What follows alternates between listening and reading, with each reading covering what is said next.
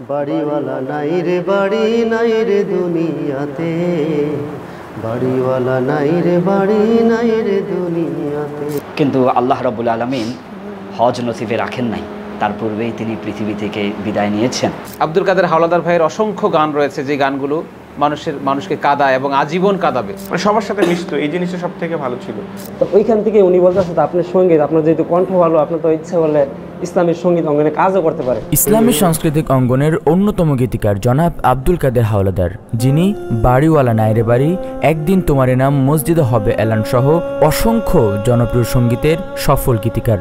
গত 20 নভেম্বর সকাল 7 ঘটিকায় তিনি এ পৃথিবীর মায়া ত্যাগ করে ওপারে পাড়ি জমান। বাংলাদেশে মরমী গানের গীতিকার খ্যাত আব্দুল কাদের হাওলাদারের মৃত্যুতে ইসলামী সাংস্কৃতিক মনা সকলের অন্তরে গভীর শোকের ছায়া নেমে আসে। তার এই মৃত্যুর শোকবার্তা দিতে গিয়েই ইসলামিক সাংস্কৃতিক কর্মীরা বারবার ভেঙে পড়ছিলেন।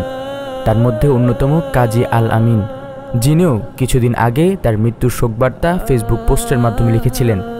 তবে তার মৃত্যুর 1 সপ্তাহের মধ্যেই তরুণ সাংস্কৃতিক যোদ্ধা, স্বপ্নসুর শিল্পী গোষ্ঠীর পরিচালক, অধম বান্দা খ্যাত শিল্পী কাজী আল আমিন গত 26 নভেম্বর এই পৃথিবীর মায়া ত্যাগ করে ওপারে পাড়ি জমালেন। পরপর 2 জন কিংবদন্তি সাংস্কৃতিক কর্মীকে হারিয়ে ইসলামিক সাংস্কৃতিক অঙ্গনে নেমে এসেছে শোকের মাতম। তারই ধারাবাহিকতায় ইসলামিক সাংস্কৃতিক কর্মীদের যৌথ উদ্যোগে গতকাল 30 নভেম্বর রোজ শনিবার বাদ মাগরিব হেভেন টিউনের কেন্দ্রীয় কার্যালয়ে অনুষ্ঠিত হয় আব্দুল কাদের হাওলাদার ও কাজী আল আমিনের রুহের মাগফিরাত কামনায় দোয়া মাহফিল ও আলোচনা সভা। উক্ত দোয়া মাহফিল ও আলোচনা সভায় প্রত্যক্ষ ও পরোক্ষভাবে উপস্থিত ছিলেন ইসলামিক সাংস্কৃতিক কর্মী, শিল্পী ও সুধীজন। যে 2 জন মানুষ আমাদেরকে ছেড়ে গত 7 থেকে 10 দিনের মধ্যেই চলে গেলেন, তো তাদের প্রতি আমাদের প্রত্যেকের একটা ভালোবাসা ছিল এবং তারা ইসলামের সংস্কৃতির জন্য অনেক কাজ করে গেছেন। আব্দুল কাদের হাওলাদার ভাইয়ের অসংখ্য গান রয়েছে, যে গানগুলো মানুষকে কাঁদায় এবং আজীবন কাঁদাবে। আমার মনে হয় যে কিয়ামত পর্যন্ত এই গানগুলো মানুষ শুনবে। এই 2টা মানুষই খুব নিরীহ জীবনযাপন করেছে। আজকে আমাদের এই আয়োজনের মধ্য দিয়ে আমরা তাদের জন্য আল্লাহর কাছে দোয়া করব এবং তাদের মাগফিরাত কামনা করব, তাদের জন্য জান্নাত কামনা করবো আমরা ইনশাআল্লাহ সবাই। আমি আমার আব্বা মারা যাওয়ার পরে যখন আমি প্রথম ফোনটা পাই, ফোনটা শোনার পরে আমি বাকরুদ্ধ হয়ে গেছি। আমার শরীর আর চলতেছে না। সেম কাদের ভাইয়ের অবস্থা কি, কাদের ভাইয়ের কথাটা শোনার পরে একই অবস্থা হয়েছে। আলামিনের একটা জিনিস খুব ভালো ছিল, সেটা সে কোথাও যদি যায় হাতে করে কিন্তু নবী সুন্নাত নিয়ে যায়। সেটা বাদাম হতে পারে, চিপস হতে পারে, পেয়ারা হতে পারে বা ডিম হতে পারে। কাদের ভাইয়ের এখানে বা এই যে গ্যাপটা, এটা আমরা মনে পূরণ করতে পারবো না। আমাদের আব্দুল কাদের হাওলাদার সাহেব এত তাড়াতাড়ি আমাদের মাঝ থেকে বিদায় নেবেন, এটা আমরা কল্পনাও করিনি। দুনিয়া ক্ষণস্থায়ী, আখিরাত চিরস্থায়ী। দুনিয়াতে আমরা কিছু সময়ের জন্য আসছি, চলে যাব। মাদ্রাসাতে দাও বাবা মা তোমাদের সন্তান, কোরআন হাদিস শিখে হবে সাচ্চা মুসলমান। এই কথাগুলো আব্দুল কাদের ভাইয়ের লেখা। তো এমনি উনি মানুষ হিসেবে খুবই চমৎকার একজন মানুষ ছিলেন। এবং আব্দুল কাদের হাওলাদারের সাথে প্রায় সময় দেখা হইতো। যদি পল্টনে দেখা হইতো, এই বোনি আমার নিয়ে যেও, মানে আমি বাসায় যাবো, আমাকে নিয়ে যেও, ঠিক আছে আসছেন। যেমন ওই মোল্লা ভাইয়ের এখানে যায়, ওখান থেকে আসার সময় সে আমার এখান থেকে বা আমার সাথে দেখা করার চেষ্টা করে, ইলিয়াস ভাইয়ের সাথে দেখা করার চেষ্টা করে, মানে সবার সাথে মিশতো। এই জিনিসটা সব থেকে ভালো ছিল। এবং অসুস্থ যেদিন ছিল আমি আসলে বুঝতে পারি নাই, আমার মনে হয়েছে যে সে সুস্থ হয়ে যাবে।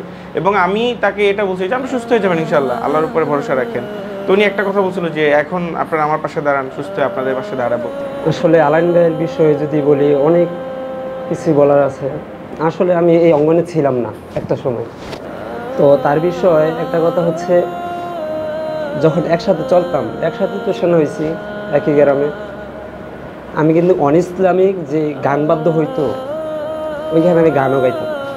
উনি একটা সময় যখন রমজান মাস আসলো, তখন ওই সময় তো অনেক কিছুই মানুষ ছেড়ে দেয় আস্তে আস্তে, যে অনেকে চিন্তা করে যে ইসলামিক সঙ্গীত। তো ওইখান থেকে উনি বলতেছে আপনার সঙ্গীত, আপনার যেহেতু কণ্ঠ ভালো, আপনার তো ইচ্ছা করলে ইসলামের সঙ্গীত অঙ্গনে কাজও করতে পারে।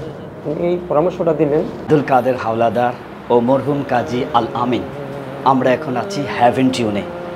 হেভেন টিউন নামটাও হৃদয়ে খুব ভালোভাবে জায়গা করে নিয়েছে যারা ইসলামিক সঙ্গীত ভালোবাসেন।